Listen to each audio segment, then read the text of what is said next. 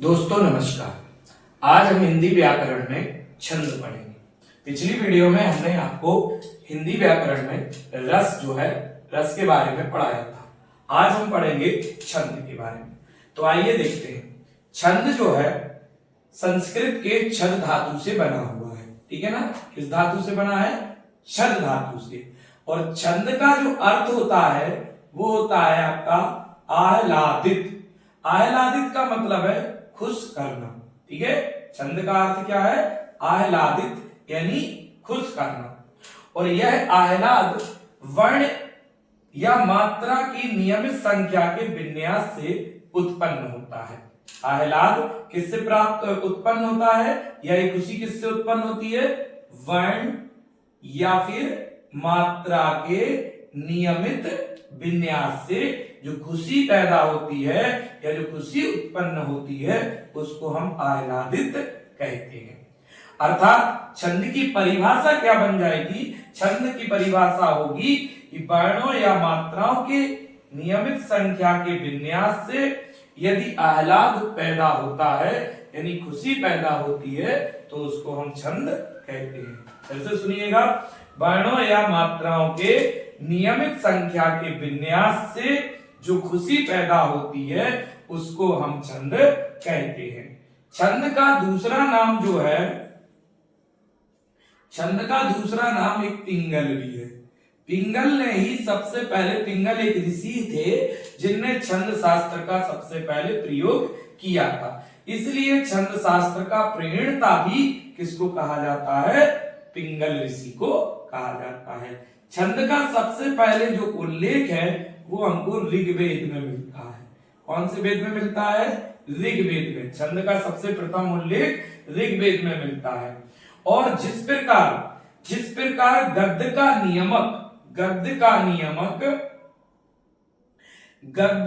नियमक क्या है? व्याकरण है, व्याकरण।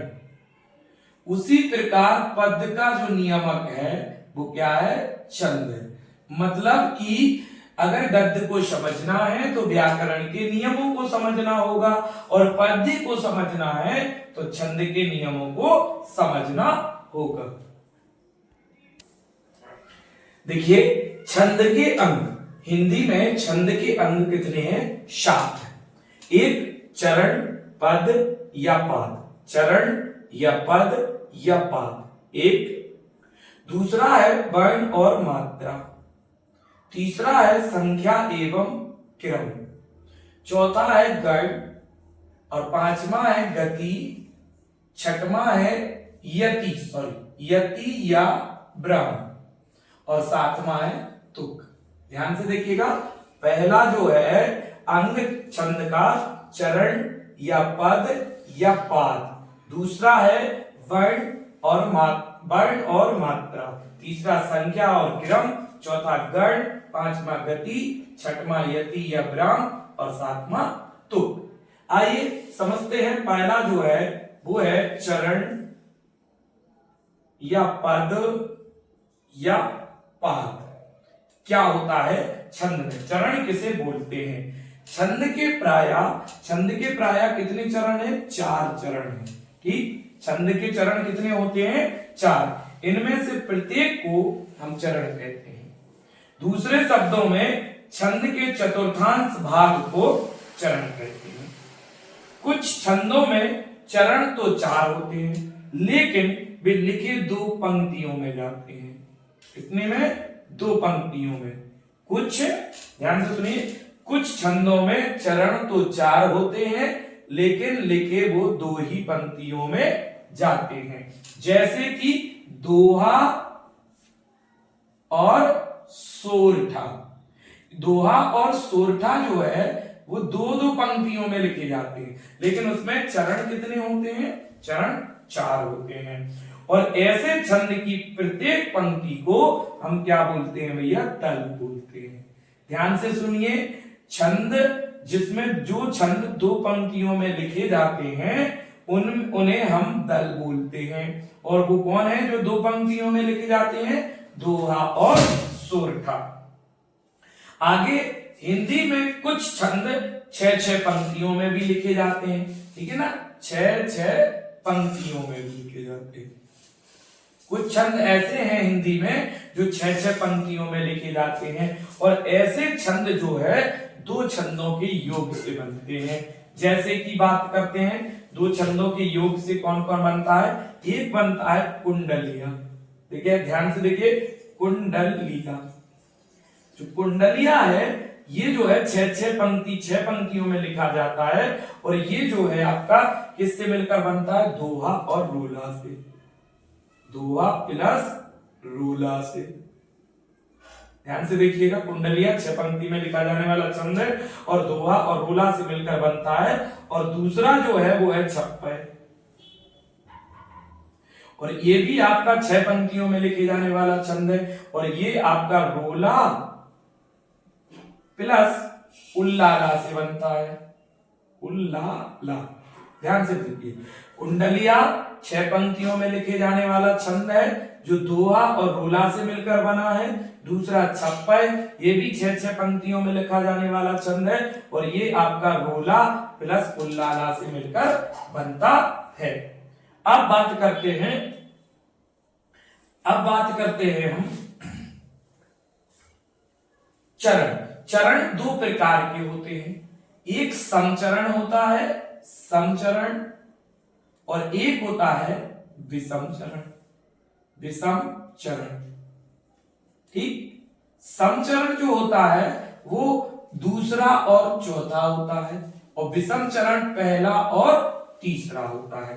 ध्यान से रखिएगा, चरण 2 प्रकार के होते हैं, एक समचरण और एक विषम चरण। समचरण में दूसरा और चौथा चरण आता है, और विषम चरण में पहला और तीसरा चरण आता है। अब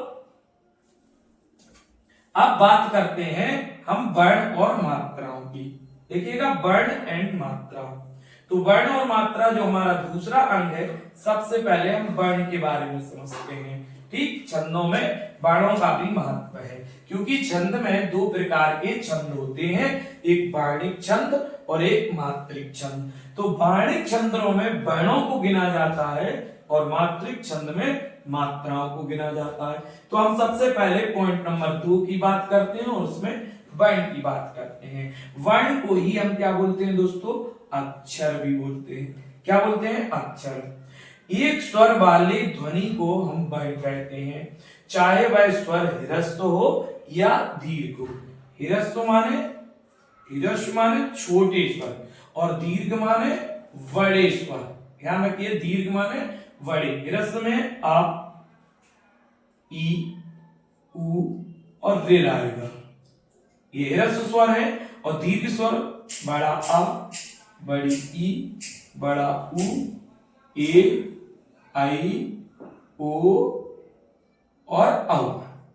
ठीक है, ये क्या है, आपके दीर्घ स्वर है।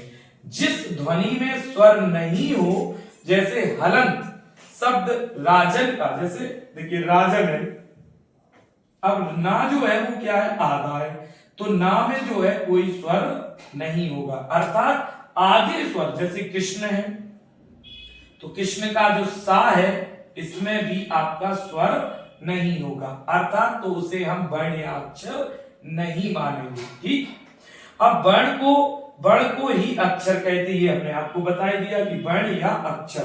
तो 2 प्रकार के, हिरस्व और दीर्घ।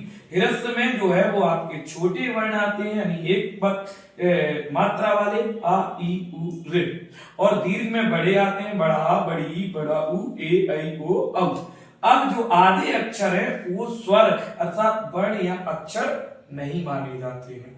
हिरस्व स्वर वाले वर्ण जो है वो आ, ई, उ, रे है, और इन्हीं की मात्रा किसी में अगर लगी है, जैसे क है, तो ये भी हिरस्व होगा, कि, कु या किर, ये भी क्या होंगे, हिरस्व वर्ण, यानी आपके छोटे वर्ण होंगे। और अगर का बड़ा है, का में बड़ी की है, कु है, के है, ये दीर्घ होते हैं। लेकिन यहां पर क्या होता है कि इस प्रकार की मात्रा 2 प्रकार के, इस प्रकार के, चाहे वो दीर्घ वर्ण हो और चाहे वो हिरस्व वर्ण हो, यहां पर वर्ण एक ही गिना जाएगा, चाहे वो बड़ा वर्ण हो और चाहे छोटा वर्ण हो। अब बात करते हैं मात्रा की। ठीक, दूसरा क्या है? मात्रा, वर्ण और मात्रा। दूसरा इसमें जो है वर्ण और मात्रा। देखिए मात्राएं क्या होती है? मात्रा जो होती है किसी वर्ण या ध्वनि के उच्चारण काल को मात्रा कहते हैं, यानी बोलने के समय को हम क्या कहते हैं? मात्राएं कहते हैं। किसी भी वर्ण को या ध्वनि को के उच्चारण में जो लगा समय है उसे हम क्या कहते हैं? मात्रा कहते हैं। इस प्रकार मात्रा दो प्रकार की होती है, एक आपकी ह्रस्व और दूसरी दीर्घ। ह्रस्व में वही आपको बताया था कि बड़ा छोटा आ, छोटी ई, छोटा उ और ऋ आएगा। और दीर्घ में हमने आपको बताया था बड़ा आ, बड़ी ई, बड़ा उ, ए, आई, ओ, औ आएंगे। ठीक, तो अब जो ह्रस्व मात्रा में जो है वो ह्रस्व वर्ण की एक मात्रा होती है, जबकि दीर्घ वर्ण की दो मात्राएं होती हैं। लेकिन वर्ण में ह्रस्व चाहे दीर्घ हो वो एक ही काउंट किया जाता है। अब वर्ण और मात्रा की गणना, देखिए वर्ण की गणना को क्या कहते हैं? ध्यान से देखिए, वर्ण की गणना, वर्ण की गणना देखिएगा। ह्रस्व स्वर वाले वर्ण, ह्रस्व वर्ण यानी एक बाणिक होते हैं। ह्रस्व स्वर वाले वर्ण, ह्रस्व स्वर वाले वर्ण एक वार्णिक होते हैं, वर्णिक। ठीक, और दीर्घ वाले स्वर ये भी एक वर्णिक होते हैं वर्ण में। ठीक है ना, एक वर्णिक होते हैं। ह्रस्व वाले भी एक वर्णिक और दीर्घ वाले स्वर भी एक वर्णिक होते हैं। लेकिन मात्रा की गणना में क्या होता है? मात्रा की गणना में ह्रस्व वाले को तो एक मात्रा के रूप में गिना जाता है, ह्रस्व वाले में एक मात्रा, जबकि दीर्घ वाले में दो मात्रा में गिना जाता है। जबकि वर्णिक छंदों में ह्रस्व चाहे दीर्घ वो एक ही वर्ण में गिना जाएगा। वर्णों और मात्राओं की गिनती में स्थूल भेद यही है कि वर्ण सस्वर अक्षर है, वर्ण पूरा स्वर के साथ अक्षर है, जबकि मात्रा सिर्फ स्वर है। वर्ण क्या है? वर्ण पूरा अक्षर है, अक्षर है, और मात्रा जो है वो सिर्फ स्वर है। तो एक स्वर यानी ह्रस्व स्वर की एक मात्रा और दीर्घ स्वर की दो मात्राएं होती हैं, जबकि वर्णिक छंदों में चाहे ह्रस्व चाहे दीर्घ एक वर्णिक छंद ही काउंट होगा। अब बात करते हैं इन्हीं में लघु और गुरु के बारे में। देखिए एक लघु होता है और एक गुरु होता है। तो लघु की एक, लघु ये कहलाता है और दीर्घ ये कहलाता है। लघु में एक पाई खड़ी होती है और गुरु एस होता है। तो गुरु को दो गिना जाता है और लघु को सिर्फ एक गिना जाता है। छंद शास्त्री ह्रस्व स्वर तथा ह्रस्व स्वर वाले व्यंजन वर्ण को लघु कहते हैं, यानी ह्रस्व स्वर वाले व्यंजन वर्ण को लघु और दीर्घ स्वर वाले व्यंजन वर्ण को हम क्या कहते हैं? गुरु कहते हैं। लघु वर्ण के अंतर्गत शामिल किए जाते हैं। लघु वर्ण के अंतर्गत क्या क्या शामिल है आपको पहले बता चुके थे, आ, ई, उ और ऋ। और बाकी सब जो है वो किसके अंतर्गत आएंगे? गुरु वर्ण के अंतर्गत, यानी बड़ा आ, बड़ी ई, बड़ा उ, ए आई ओ, ए आई ओ और औ, ये गुरु वर्ण के अंतर्गत आएंगे और इनके लिए जो संकेत है वो एस जैसा होगा। ठीक, अब वर्णों और इसके अलावा भी कुछ मात्राएं होती हैं, जैसे कि चंद्र बिंदु जो है, चंद्र बिंदु पर जो मात्रा होगी वो आपकी क्या होगी? एक मात्रा होगी, जबकि अंग की बिंदी पर क्या होगी? दो मात्राएं होंगी। तो ध्यान रखिए, यहां पर जो चांद बिंदु होगा उसका जो है वो आपका लघु होगा, यानी एक पाई होगी और आधे अक्षर की कोई मात्रा होगी नहीं, जबकि अंग की बिंदी की जो मात्रा होगी वो आपकी गुरु होगी, यानी एस होगी। ठीक, अब बात करते हैं अगला जो है हमारा संख्या और क्रम होगा। ठीक, तो संख्या और क्रम क्या होगा? सुनिए, वर्णों और मात्राओं की गणना को संख्या क्या है? संख्या वर्णों और मात्रा की गणना को संख्या कहते हैं, जबकि लघु गुरु के स्थान के निर्धारण को हम क्या कहते हैं? क्रम कहते हैं। लघु गुरु के स्थान के निर्धारण को क्रम कहते हैं और उनको गिनने को हम संख्या कहते हैं। ठीक, वाणिक छंदों के सभी चरणों में संख्या वर्णों की और क्रम लघु गुरु का समान होता है। यानी वाणिक छंदों में जो होता है, वाणिक छंद जो होते हैं उसमें लघु गुरु का क्रम समान होता है और संख्या भी समान होती है। जबकि मात्रिक छंद जो होते हैं, मात्रिक छंद, इसमें आपका जो है मात्रिक छंदों के सभी चरणों में संख्या मात्राओं की तो समान होती है, जबकि लघु गुरु का क्रम समान नहीं होता है। ठीक है ना, संख्या तो समान होती है, संख्या क्या होगी इसमें? समान होगी, लेकिन लघु गुरु का क्रम जो है समान नहीं होगा। लघु गुरु का क्रम समान नहीं होता, ध्यान रखिएगा, लघु गुरु का क्रम समान नहीं होता। जबकि वाणिक छंदों में संख्या और लघु गुरु का क्रम क्या होता है? समान होता है। अब अगला है गण। ठीक, गण, गण क्या होते हैं? सुनिए, गण केवल वाणिक छंदों में प्रयोग किए जाते हैं, सिर्फ वाणिक छंदों में ही प्रयोग किया जाता है। गणों का प्रयोग सिर्फ वाणिक छंदों में किया जाता है और गण का अर्थ क्या है? समूह है। और प्रत्येक समूह में 3 वर्ण होते हैं। कितने वर्ण होते हैं दोस्तों? 3 वर्ण होते हैं। यह समूह 3 वर्णों का होता है, ना इससे कम और ना इससे ज्यादा होते हैं। अतः गण की परिभाषा होगी, लघु गुरु के नियत क्रम से 3 वर्णों के समूह को गण कहते हैं। और गणों की कुल संख्या जो होती है, कुल संख्या वो 8 होती है। कितनी होती है? 8 होती है। इसके लिए एक सूत्र है, या माता राज भान सलग। ठीक है ना, ये एक सूत्र है, या माता राज भान सलग। या से मतलब हुआ यगड़, मां से मगड़, ता से तगड़, रा से रगड़, जा से जगड़, भा से बगड़, ना से नगड़, सा से सगड़ और ला से लगड़। ये जो 8 जो है आपके गण होते हैं, जिनका इस्तेमाल सिर्फ कहां होता है? वाणिक छंदों में होता है। आइए अब आगे बात करते हैं गति की। गति देखिए, समझ रहे होंगे आप, गति क्या होगी? छंद के पढ़ने के प्रवाह को गति कहते हैं। यानी पढ़ने के लय को हम क्या कहते हैं? प्रवाह या फिर लय को गति कहते हैं। अगला है यति या ब्राम। यति या ब्राम क्या होता है? यति या ब्राम मतलब होता है रुकना।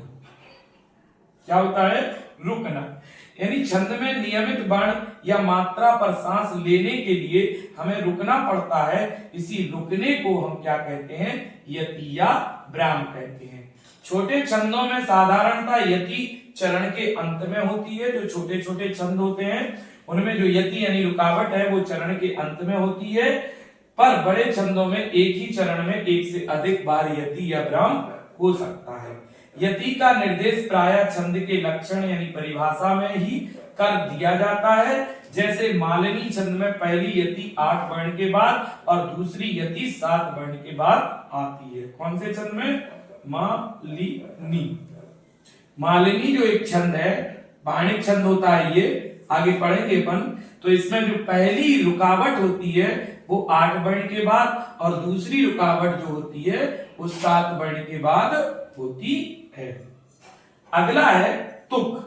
तुक या देखिए तुकबंदी। तुक क्या होती है? छंद के चरणांत की अक्षर मेत्री, यानी छंद के आखिरी चरण में तुक, आखिरी जो पंक्ति होती है उसमें जो है अक्षर मेत्री क्या होनी चाहिए? समान होनी चाहिए। ठीक है ना, यानी जिससे तुक मिल जाए। जैसे कि देखिएगा, गुरु गोविंद दो खड़े काके लागो पाए। तो देखिए यहाँ पे पाए या आ रहा है ना, गुरु गोविंद दो खड़े काके लागो पाए, और बलिहारी गुरु आपने गोविंद दियो बताए।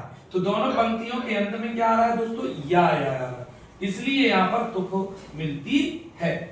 और जहां तुक नहीं मिलती जिन छंदों में, उन छंदों को अंग्रेजी में ब्लैंक वर्स कहते हैं या अतुकांत छंद कहते हैं। छंद के भेद जो है वो 3 होते हैं, एक बाणिक छंद, दूसरा मात्रिक छंद और तीसरा मुक्त छंद। ठीक, बाणिक छंद यानी व्रत और मात्रिक छंद यानी जाति कहा जाता है, मुक्तक छंद। तो बाणिक छंद क्या होते हैं, जिनमें वर्णों को गिना जाता हो, ठीक, उनको हम बाणिक छंद कहते हैं। और मात्रिक छंद जिनमें मात्राओं को गिना जाता है वो मात्रिक छंद कहलाते हैं। और मुक्तक छंद जिनमें वर्ण और मात्राएं दोनों को ही नहीं गिना जाता, अर्थात वो वर्ण से और मात्राओं से मुक्त होते हैं, उन्हें हम मुक्त छंद कहते हैं। तो आइए बाणिक छंद क्या होते हैं ये देखते हैं। पहले बता चुके कि बाणिक छंद में वर्णों को गिना जाता है, और बाणिक छंद 3 प्रकार के होते हैं, समबाणिक छंद, अर्धसम, अर्धसम और विषम बाणिक छंद। तो समबाणिक छंद के 2 हिस्से हैं, एक साधारण छंद जो होते हैं सम बाणिक छंद में, वो 26 वर्ण तक होते हैं। कितने होते हैं, 26 वर्ण तक जब वर्ण गिने जाते हैं जिस छंद में, उसे हम जो है साधारण बाणिक सम छंद कहते हैं। और दंडक होता है दूसरा, जिसमें 26 वर्ण से अधिक गिने जाते हैं, उनको हम जो है आपका दंडक सम बाणिक छंद कहते हैं। इसी तरीके से मात्रिक छंद में है 3 प्रकार के, सम, अर्धसम और विषम।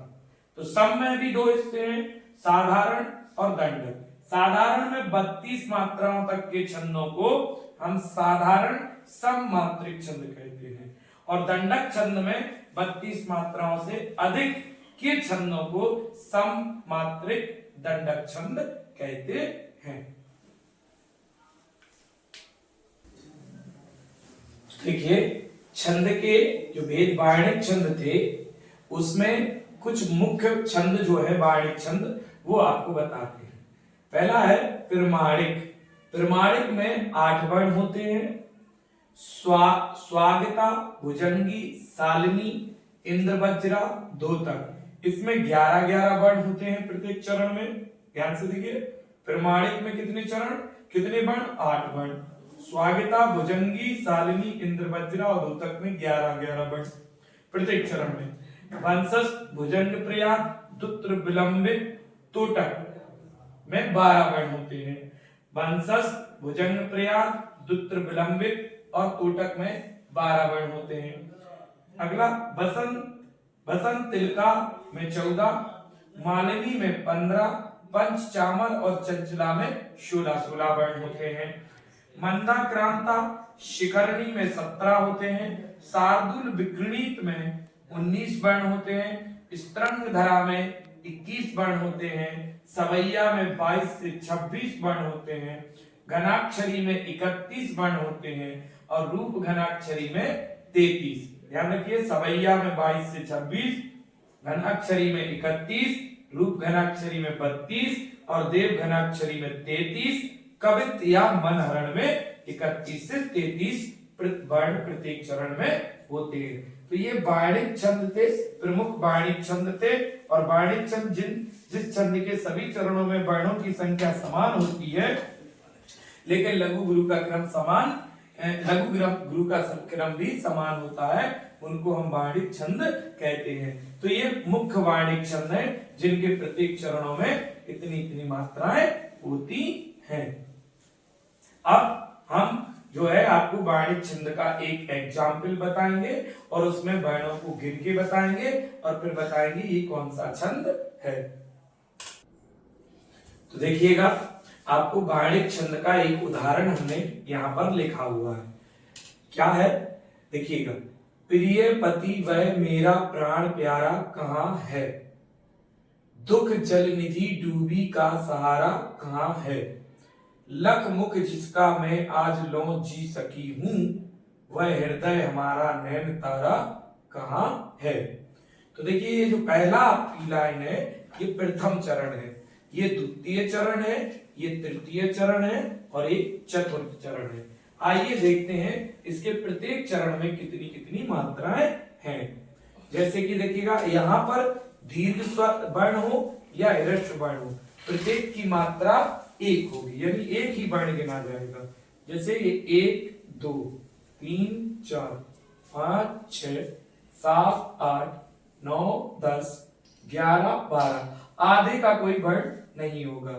13 14 और 1 15, यानी इसमें कितने वर्ण हैं दोस्तों? 15। दूसरा देखते हैं 1 2 3 4 5 6 7 8 9 10 11 12 13 14 15, इसमें भी कितने वर्ण हैं? 15। इसमें देखते हैं तीसरे चरण में 1 2 3 4 5 6 7 8 9 10 11 12 13 14 15, इसमें भी कितने वर्ण हैं? 15। 1 2 3 4 5 6 7 8 9 10 11 12 13 14 और 15। तो यहाँ पर देखिएगा प्रत्येक चरण में यहाँ पर 15-15 वर्ण है। और हमने आपको वाणिज्य छंद में एक ऐसा वाणिज्य छंद बताया जिसके प्रत्येक चरण में 15-15 वर्ण थे, उसका नाम था मालिनी। क्या था? मालिनी। तो ये कौन सा छंद है दोस्तों? ये मालिनी छंद है। तो आपको छंद के बारे में पता अगर करना है तो सबसे पहले ये पता होना चाहिए कि किस वाणिज्य छंद में कितने वर्ण प्रत्येक चरण में होते हैं, तब जाके आप इसके उदाहरण से पता कर पाएंगे कि कौन सा किसमें कौन सा वाणिज्य छंद है।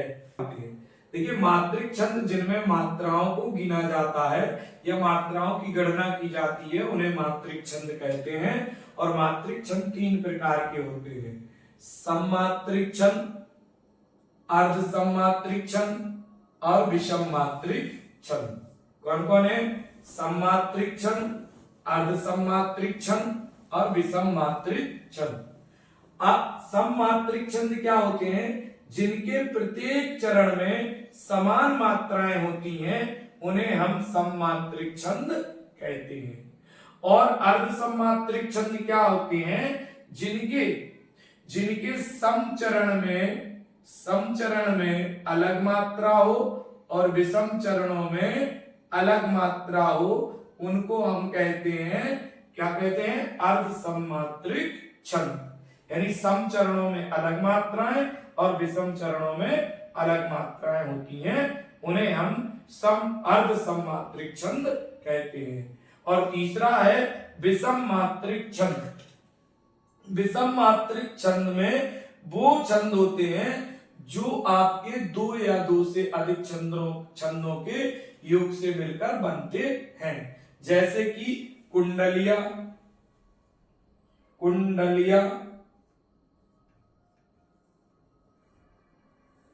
कुंडलिया जो दोहा और रोला से मिलकर बनती है। दोहा और रोला दोनों से मिलकर बनती है कुंडलिया एक। और दूसरा है छप्पय। ये जो है रोला प्लस उल्लाला से मिलकर बनती है। रोला और उल्लाला,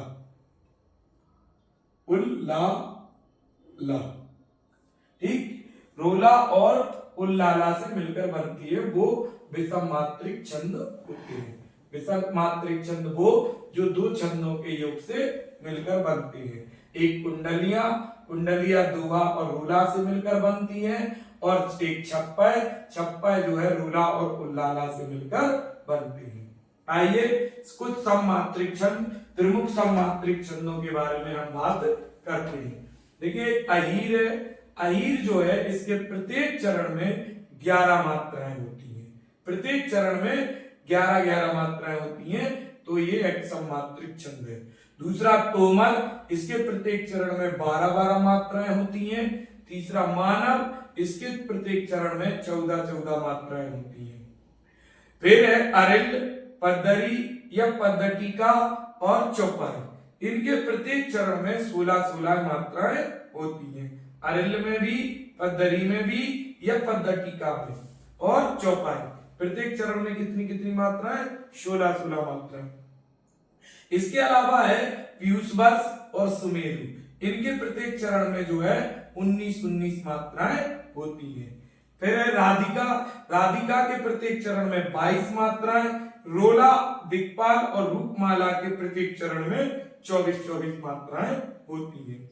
इसके बाद गीतिका के प्रत्येक चरण में 26 मात्राएं होती हैं, सरसी के प्रत्येक चरण में 27-27 मात्राएं और सार के प्रत्येक चरण में 28-28 मात्राएं होती हैं। इसके अलावा हरि गीतिका के प्रत्येक चरण में भी 28-28 मात्राएं होती हैं, तांटक के प्रत्येक चरण में भी 30-30 मात्राएं होती हैं और वीर या आला के प्रत्येक चरण में 31-31 मात्राएं होती हैं। तो ये आपको मात्राएं इनकी ज्ञात होनी चाहिए, तभी जाके आप जो है मात्राओं का प्रयोग करके सही सममात्रिक छंद के बारे में पता कर सकते हैं। इसके अलावा अगला जो है अगला है अर्ध सममात्रिक छंद। इसके दो भाग होते हैं, एक समचरण और एक होता है विषम चरण। तो समचरण में जो है आप ये देखिएगा कौन कौन है इसमें। एक आपका जो है भैया बरबर है,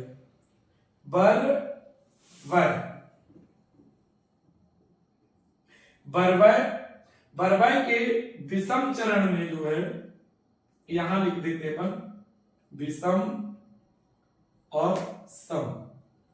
तो विषम चरण में जो बरबर के हैं वो 12 मात्राएं होती हैं और सम में कितनी होती है 7 मात्राएं होती है। दूसरा आपका जो है वो है दोहा। दोहा के विषम चरण में जो है आपकी 13 मात्राएं होती हैं और सम में 11, और इसका उल्टा होता है सोरठा। सोरठा के विषम चरण में आपकी जो है 11 मात्राएं और सम चरण में 13 मात्राएं होती हैं। इसके अलावा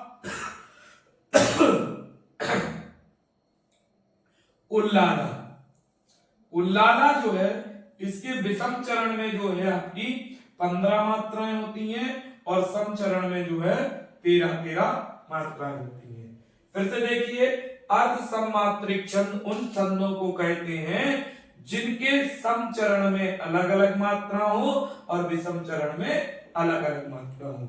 सम चरण हमने आपको बताया था कि दूसरा और चौथा होता है और विषम चरण पहला और तीसरा होता है।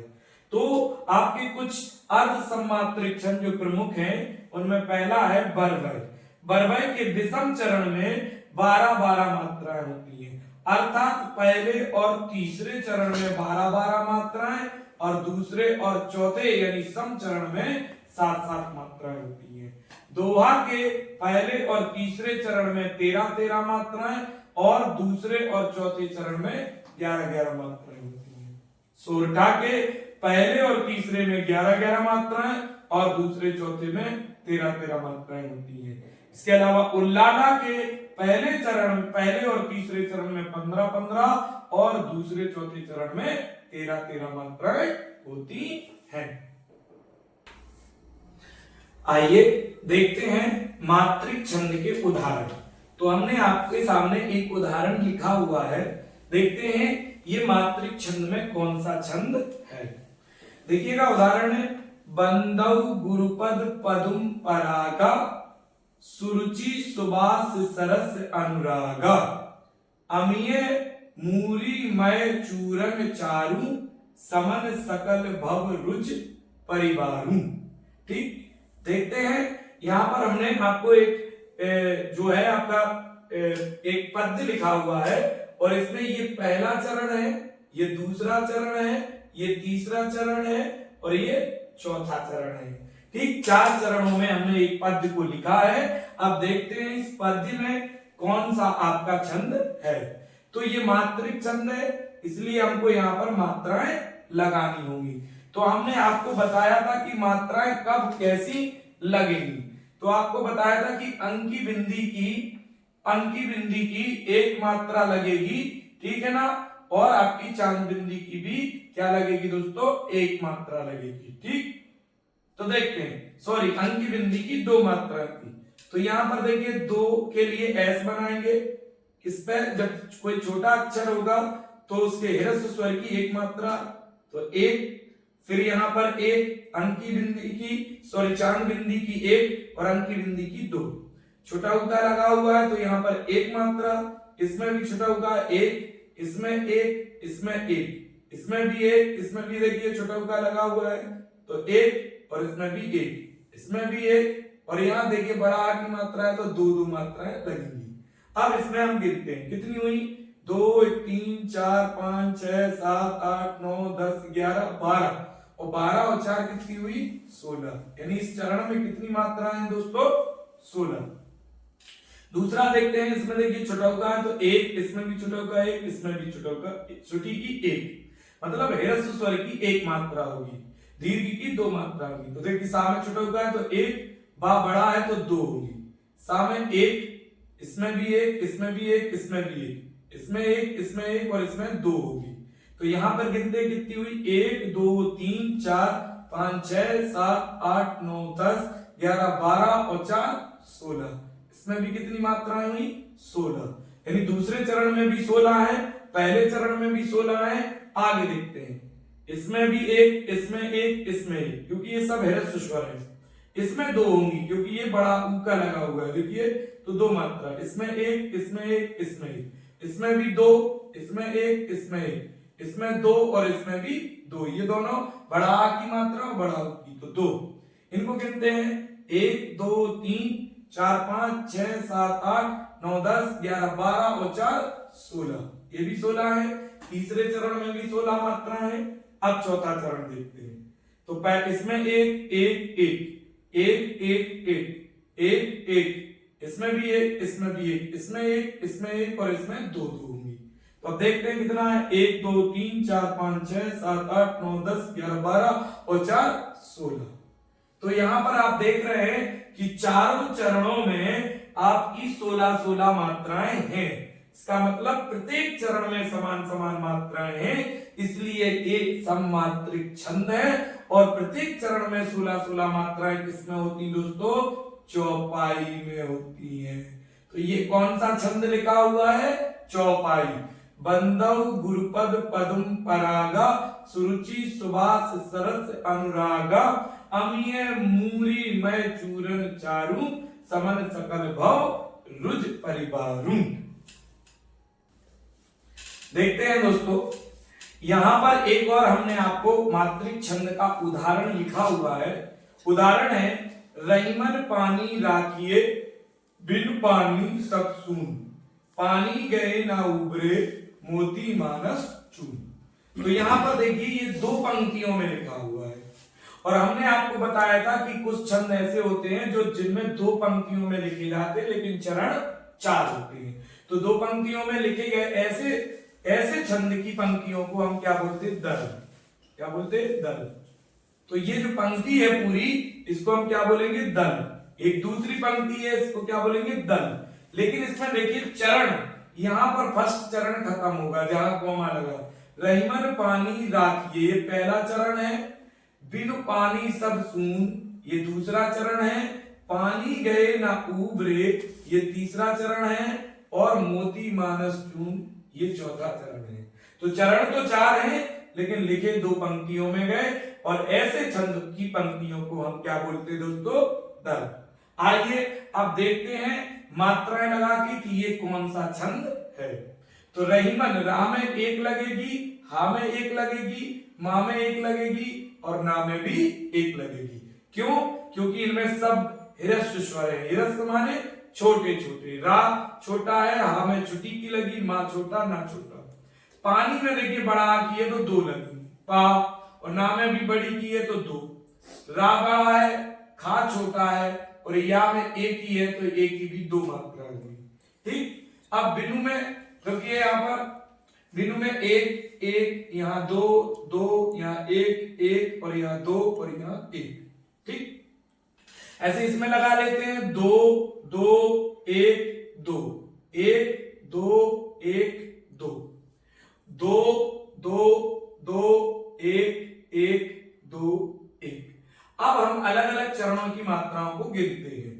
तो पहला चरण है रहीमन पानी राखिए, यहां तक। तो यहां तक हम इसको गिनते हैं कि कितनी मात्राएं इसमें हैं। तो देखते हैं 1 2 3 4 5 6 7 8 9 10 11 12 13। भैया इस पहले चरण में कितनी मात्राएं हैं? 13 है। ठीक, दूसरा चरण देखते हैं 1 2 3 4 5 6 7 8 9 10 11। इसमें कितनी है भैया? 11 मात्राएं हैं। इसमें 11 मात्राएं हैं। अब इसमें गिनते हैं 2 4 5 6 7 8 9 10 11 12 13। इसमें भी कितनी मात्राएं? 13 है। अब इसमें गिनते हैं 2 2 4 2 6 1 7 1 8 8 और 9 10 और 1 11। इसमें कितनी है? 11। तो देखिएगा इसके पहले चरण और तीसरे चरण में 13 मात्रा है। पहले और तीसरे में कितनी कितनी है? 13। और दूसरे और चौथे चरण में कितनी कितनी है? तो 11। तो ऐसा हमने आपको कौन सा छंद बताया था? वो था दोहा, जिसके पहले और तीसरे चरण में 13, दूसरे और चौथे चरण में 11 मात्राएं हो, वो आपका कौन सा छंद होगा? दोहा। अब देखिए इसके विषम चरण में अलग मात्राएं हैं और सम चरण में अलग मात्राएं हैं, इसलिए एक अर्ध सममात्रिक छंद है। अर्ध सममात्रिक छंद है। तो आपको अब समझ में आ गया होगा कि हम छंद की पहचान कैसे करें। अर्ध सममात्रिक छंद वो कहलाता है जिसके विषम चरण में अलग मात्राएं और सम चरण में अलग मात्राएं होती हैं। देखिए दोस्तों, एक आखिरी है मुक्त छंद। हमने आपको बताया था कि मुक्त छंद वो होता है जिसमें वर्णों और मात्राओं से मुक्त कर दिया जाता है। ना वर्णों का कोई क्रम होता है, ना कोई मात्राओं का क्रम होता है। ऐसे छंद को हम मुक्त छंद कहते हैं। और ऐसा एक ही छंद है जूही की कली। जूही की कली नामक कविता जो किसने लिखी? सूर्यकांत त्रिपाठी निराला जी ने लिखी है। याद कर लीजिए, ये बहुत बार प्रश्न में पूछा गया है। जूही की कली जो सूर्यकांत त्रिपाठी के निराला के द्वारा लिखी गई है, ये मुक्तक छंद का उदाहरण है। इसमें ना कोई मात्राओं का क्रम है और ना कोई वर्णों का क्रम है। तो दोस्तों, अगर आपको वीडियो पसंद आया हो तो वीडियो को लाइक करें, सब्सक्राइब करें, कमेंट करें और बेल आइकन जरूर दबाएं, जिससे नई वीडियो आपके पास तुरंत पहुंचे। और अगर हमारी वीडियो को फेसबुक पर देख रहे हैं तो हमारे फेसबुक पेज को फॉलो जरूर करें। ऐसे ही हिंदी व्याकरण पढ़ने के लिए आप हमारे फेसबुक पेज को फॉलो करें। जय हिंद, जय भारत। मिलते हैं अगली वीडियो में अगले टॉपिक के साथ।